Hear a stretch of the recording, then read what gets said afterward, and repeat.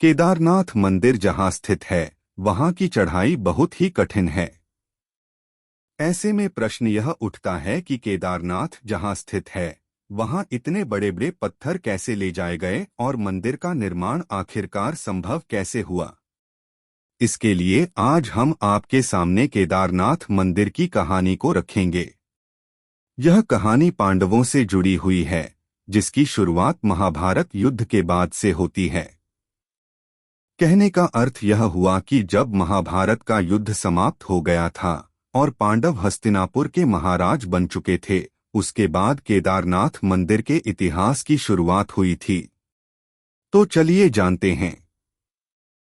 कुरुक्षेत्र की भूमि पर 18 दिनों तक लड़े गए महाभारत के भीषण युद्ध के बारे में भला कौन नहीं जानता।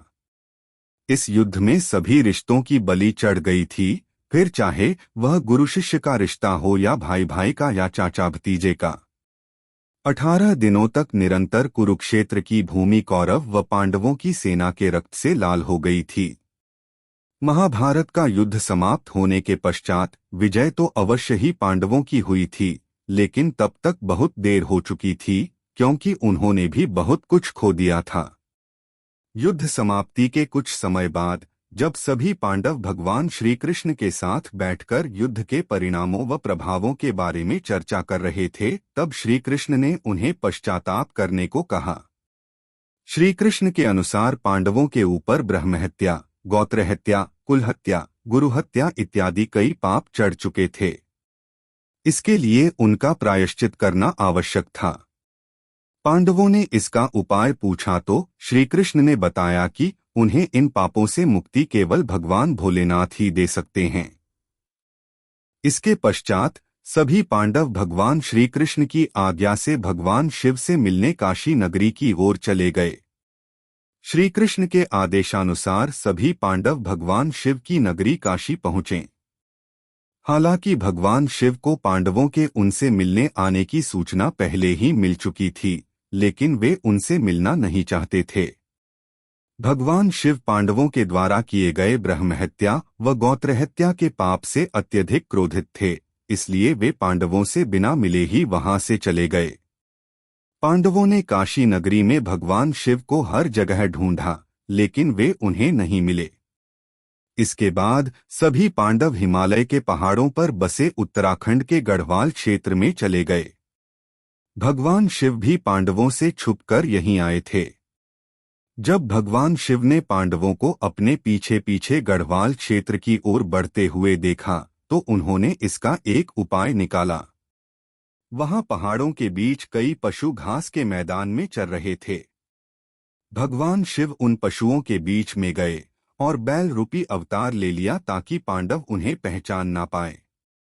अपने बैल रूपी अवतार के साथ महादेव उन पशुओं के बीच में चले गए। गढ़वाल के पहाड़ों पर भी पांडवों ने भगवान शिव को हर जगह ढूंढा, लेकिन वो उन्हें नहीं मिले। अंत में महाबली भीम को एक उपाय सूझा और उसने अपना शरीर पहाड़ों से भी बड़ा कर लिया। उसने अपना एक पैर एक पहाड़ी पर और दूसरा पैर दूसरी पहाड़ी पर टिकाया और गहनता से महादेव को ढूंढने लगा।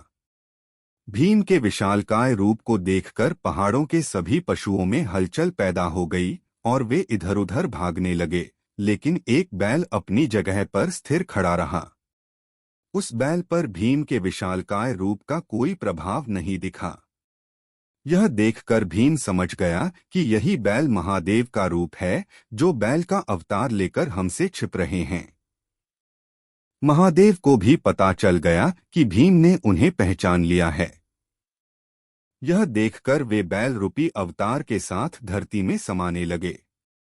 भगवान शिव के बैल अवतार को धरती में समाते देख भीम तेजी से उनकी ओर लपका और बैल की पीठ अपने हाथों से जकड़ ली।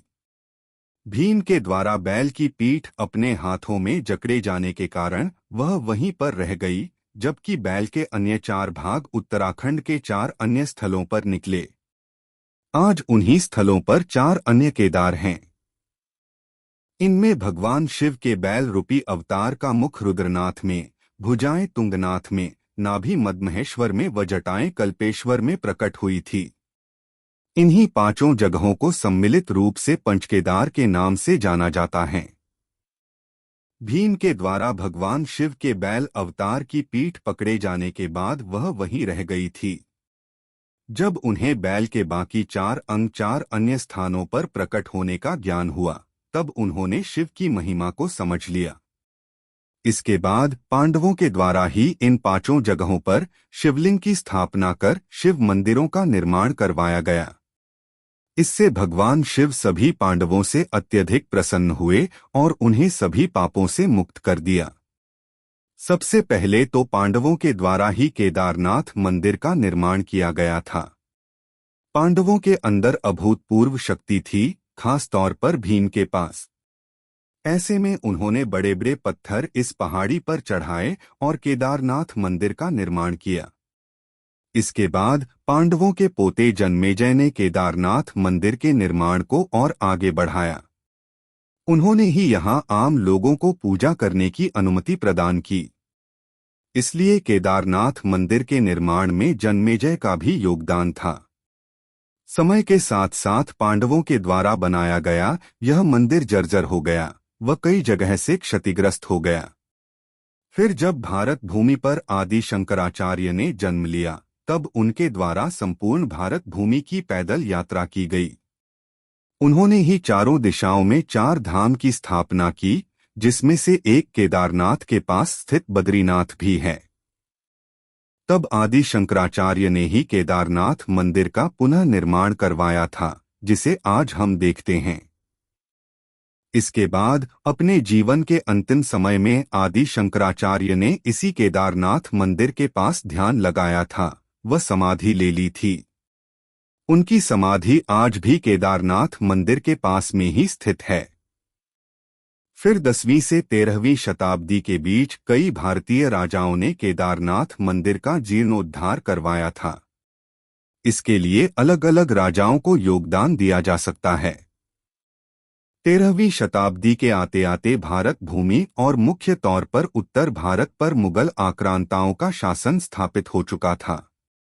उस समय इस क्षेत्र में भीषण बर्फबारी हुई थी।